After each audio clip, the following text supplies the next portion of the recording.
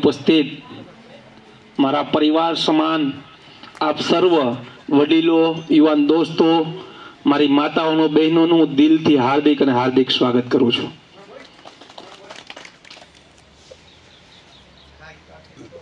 હળદરમાં જે ઘટના બની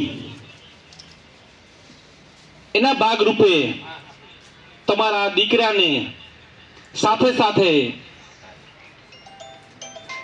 88 જેટલા નિર્દોષ ખેડૂતોને ભ્રષ્ટ ભાજપ અને તાનાશાહી ભાજપે જેલમાં પૂરવાનું કામ કર્યું. આપણે સૌ ગીરની આજુબાજુ વસીએ છીએ ને ત્યાં પણ કીધું તું અને આજની આ ધરતી પરથી કહું છું, મારી પાછળ જોઈ લેજો. આ સિંહોને તમે જાજો સમય કેદ ન કરી શકો. સિંહો ક્યારે પાંજરામાં ના રહે. તમે જે તાનાશાહી સ્વરૂપે ખોટી ખોટી એફઆઈઆર કરી નિર્દોષ ખેડૂતોને જેલમાં પીડ્યા છે, આમ આદમી પાર્ટીને બદનામ કરવાનું કાવતરું રચ્યું છે.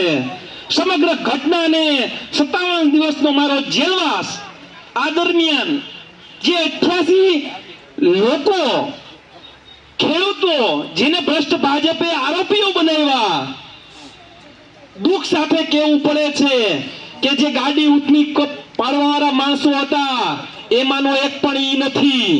પથ્થરો ફેંકા એમાંનો એક પણ ઈ નથી. ભ્રષ્ટ ભાજપના નેતાઓના કહેવાથી તાનાશાહી પોલીસે તમામ લોકોને જેલમાં નાખ્યા, પણ કોર્ટમાં તો જવાબ આપવો પડે ને. જ્યારે કોર્ટમાં દલીલો થાય ત્યાં પોલીસ એક પણ જગ્યાએ ન કહી કે ફલાણો વ્યક્તિ કે આ વ્યક્તિએ પથ્થર માર્યો, આ વ્યક્તિનો પથ્થર લાગ્યો કે આ વ્યક્તિની ગાડી પલટાવી. આ સમગ્ર ઘટના હું આ જાહેર મંચથી કહું છું કે ભ્રષ્ટ ભાજપના નેતાઓએ બનાવી કાઢીને આમ આદમી પાર્ટીને બદનામ કરવાનું કાવતરું રચ્યું. પણ સમગ્ર ગુજરાતના ખેડૂતોએ જે એક યુક્તા બતાવી છે, ખેડૂતોને ખબર પડી છે કે 30 વર્ષ થયા ભ્રષ્ટ ભાજપ સત્તામાં બેઠી છે, ખેડૂતોનું એક કામ નથી થતું. હું જેલમાં હતો, મારે ઘરે ને ભાઈને વાત થતી, આપણા વિસ્તારમાં આજે 30 વર્ષના શાસન પછી પણ ઉડિયા નહોતું મળતું. હજી પણ ઉડિયા નથી મળતું. આ ભ્રષ્ટ ભાજપના શાસનમાં થઈ રહ્યું છે. હવે સમગ્ર ખેડૂત સમાજે એક થવાની જરૂર છે. જ્યાં સુધી ખેડૂત સમાજ એક નહીં થાય ત્યાં સુધી ગમે એ પાર્ટી હોય, ગમે એટલા આંદોલન કરે, ખેડૂત સમાજ એક થાય તો આ તાનાશાહી સરકાર ઉથલી પાથલ થઈ શકે. જ્યારે આજથી 30 વર્ષ પહેલા કોંગ્રેસનું શાસન હતું આ ગુજરાતમાં, ચીમનભાઈની સરકાર હતી, ત્યારે ખેડૂતો પર દમન કરવામાં આવ્યું, નિર્દોષ ખેડૂતોને જેલમાં પૂરવામાં આવ્યા, નિર્દોષ ખેડૂતોની હત્યા કરી નાખવામાં આવી. અને તે દિવસનો આજ દિવસનો સમય જોઈ લો, કોંગ્રેસના ખેડૂતો ઉથાડીને ફેંકી નાખી દીધી હતી. આજ દિવસ કોંગ્રેસ સત્તામાં નથી આવી. એવી જ રીતના આ 2027ની ચૂંટણીમાં મને મારા ઈષ્ટદેવ અને મારી કુળદેવ ઉપર સંપૂર્ણ વિશ્વાસ છે, મારા ખેડૂત પરિવાર ઉપર વિશ્વાસ છે.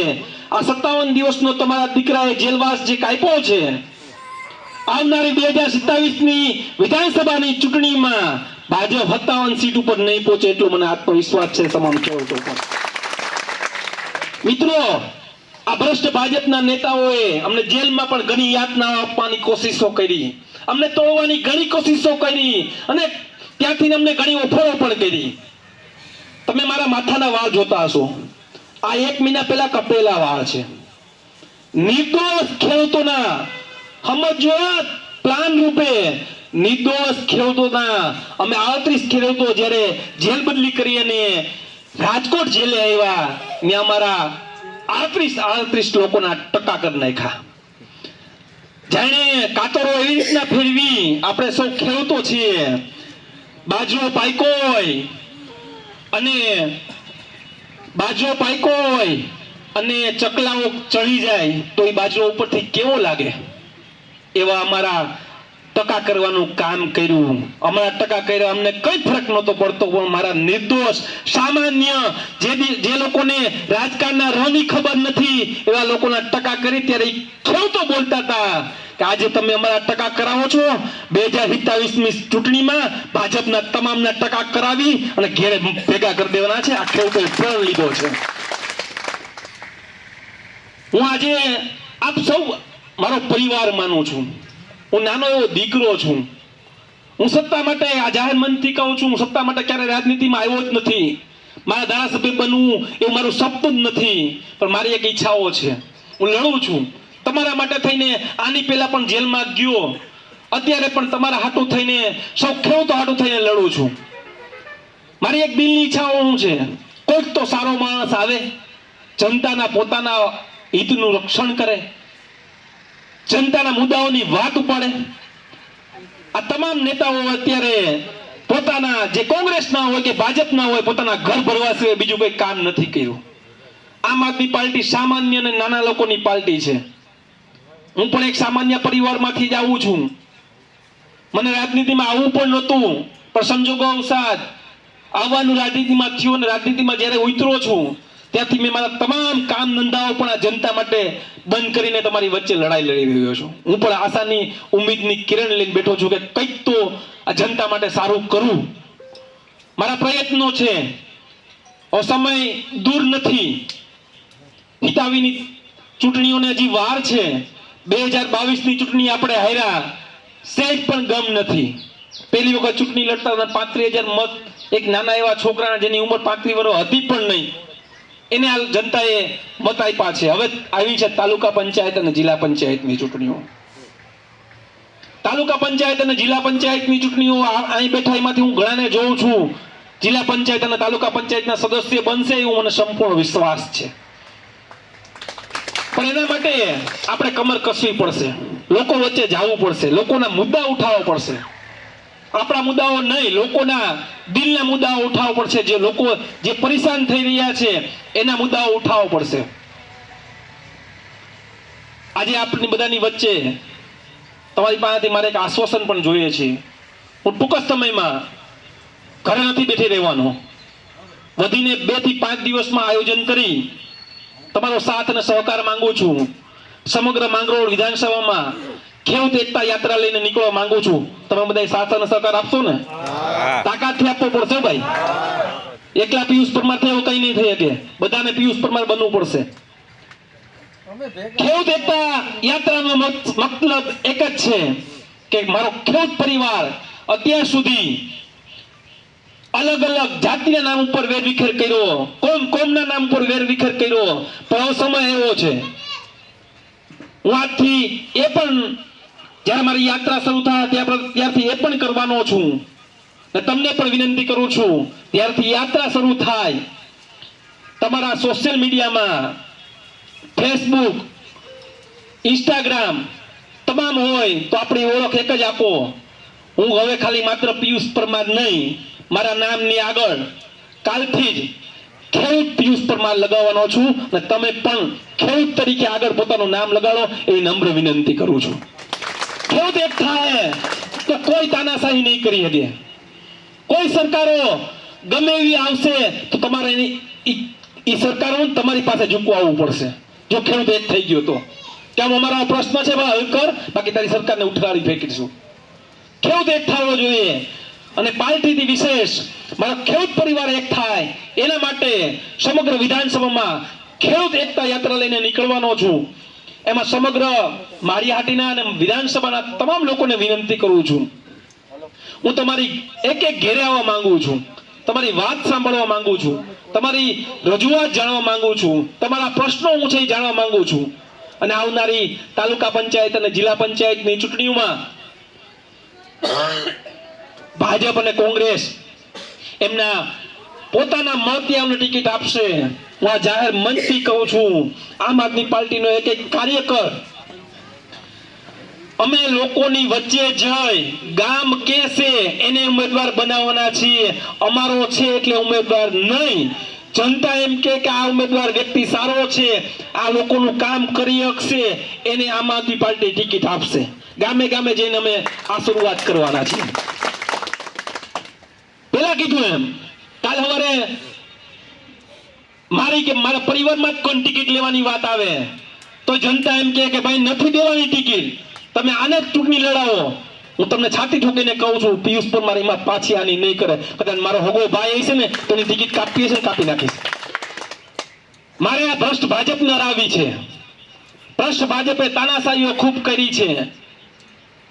તમે જનતાને પણ એક મેસેજ આપજો, આપણે ભાજપ અમે હારી એમ જ નથી. આ તમને જાહેર મનથી કહું છું, ભાજપ અમે આપણે હારી એમ જ નથી.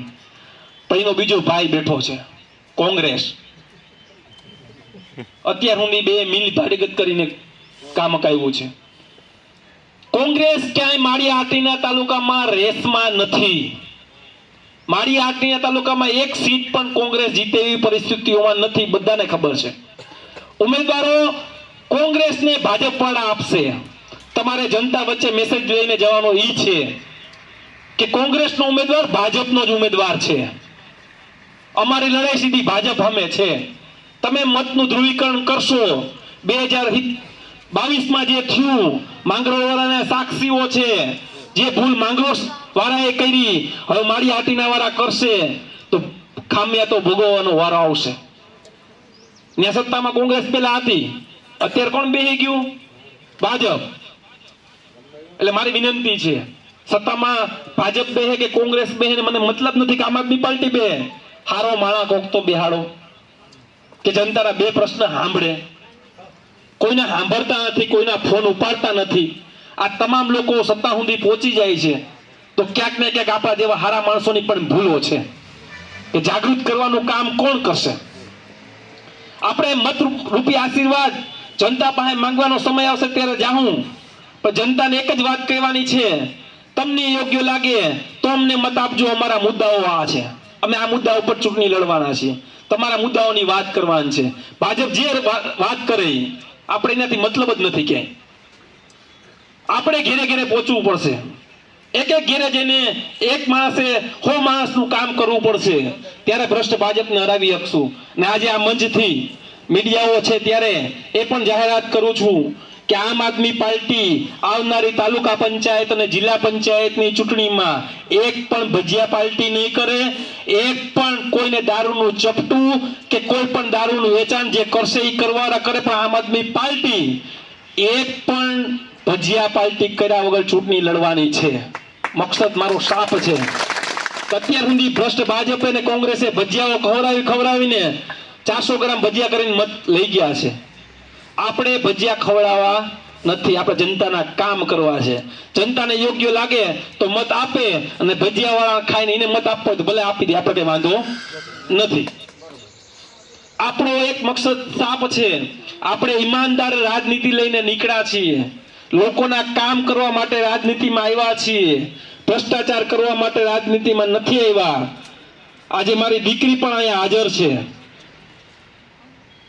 મારી દીકરી આવીને મને પેલો શબ્દ હું બોલી, પપ્પા હવે તમે ક્યાંય ન જાતા.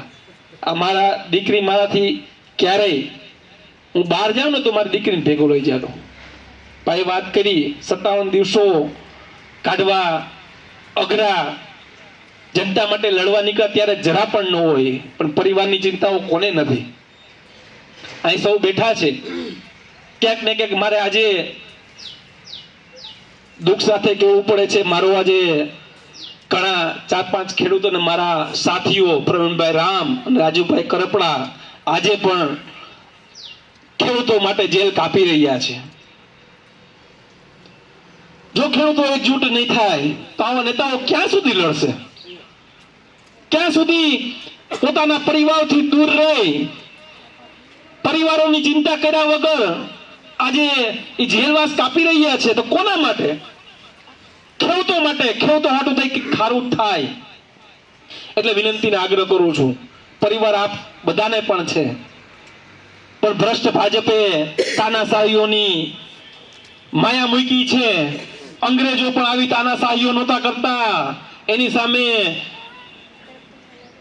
અવાજ ઉઠાવનાર ભગતસિંહ, ગાંધીજી, સરદાર પટેલ જો આ લોકો જનતાની વચ્ચે ન ગયા હોત, અંગ્રેજો સામે અવાજ ન ભીડ્યો હોત, તો આજે દેશ આઝાદ ન થયો હોત. આ આઝાદીની લડાઈ કરતા પણ કઠિન લડાઈઓ છે.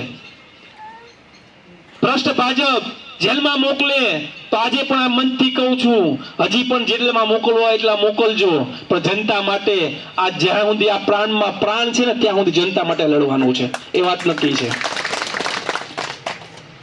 તમામ લોકો મારી વાતને બહુ ગંભીરતાથી લઈ જનતા સુધી પહોંચો. યાત્રા એક તાલુકા પંચાયતની સીટમાં એક દિવસ યાત્રા રહે, બીજે દિવસે બીજા તાલુકા પંચાયતની યાત્રામાં જાય. બોલ.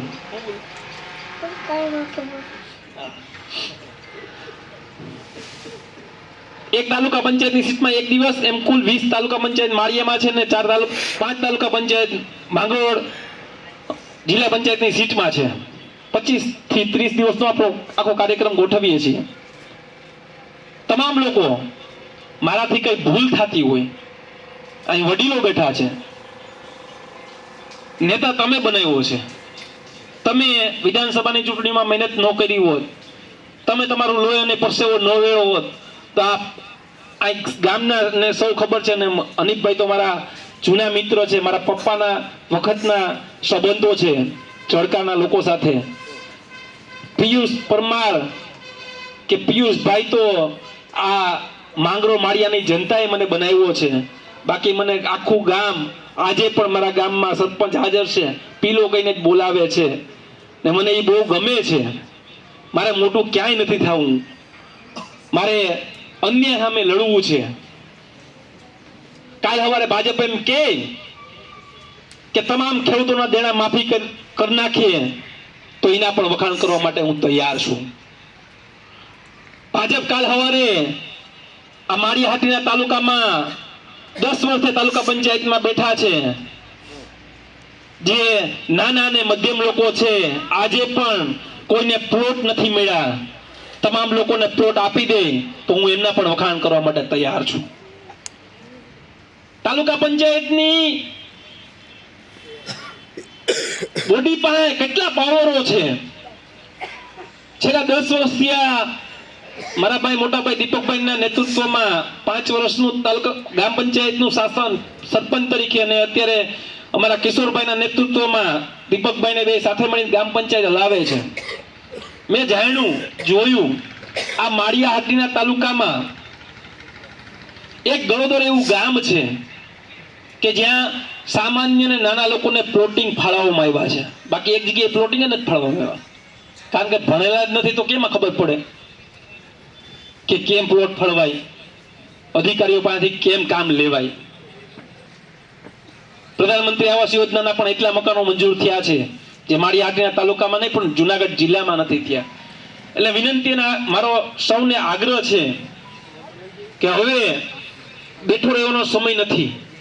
તાલુકા પંચાયત અને જિલ્લા પંચાયતની ચૂંટણીઓને ખૂબ જ નજીક સમય આવી ગયો છે. તમે બધાય ખેડૂત વતી, ખેડૂત પરિવાર વતી બધાને ઘરે ઘરે જાઓ, મારી જરૂર પડે મને બોલાવો, 5 આગેવાન મળવાનું થાય તો મને કહો, હું એને ઘરે આવીને મળીશ. જ્યાં જ્યાં જરૂર પડે ત્યાં મારું ધ્યાન દોરો. પણ 2025ની એટલે 26માં ચૂંટણી આવશે. તાલુકા પંચાયતમાં માળિયાહાટીના તાલુકામાંથી ભાજપને ભગાડવી છે કે નહીં? તાકાતથી બોલો, ભાજપને ભગાડવી છે કે નહીં? તો તાકાતથી કામે લાગી જાવ ને બધાય. બોલો ભારત માતા કી જય. જય જવાન, જય કિસાન. જય જવાન, જય કિસાન. આભાર.